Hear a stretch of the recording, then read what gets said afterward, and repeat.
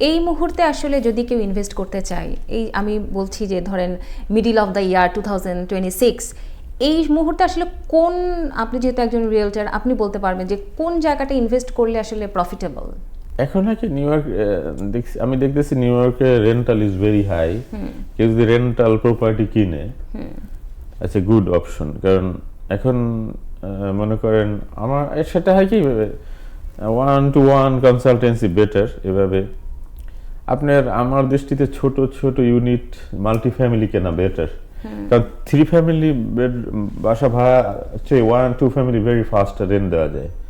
এই ডিমান্ড খুব বেশি 1 or 2 বেডরুম, 3 বা 4 বেডরুমের চেয়ে। তো আপনি 3 ফ্যামিলি কিনেন 2 bedroom 2 bedroom 2 better, you can rent very fast 1 to 3। But 3-4 রুমের 4 বেডরুমের ভাড়াও বেশি এবং লোকও ওই ধরনের বিগ ফ্যামিলি কম পাওয়া যায়, সেক্ষেত্রে একটু ওইটা slow.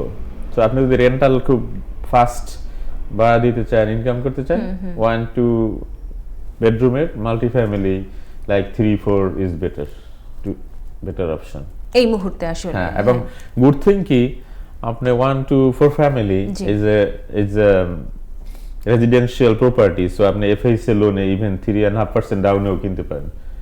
So that's the good thing.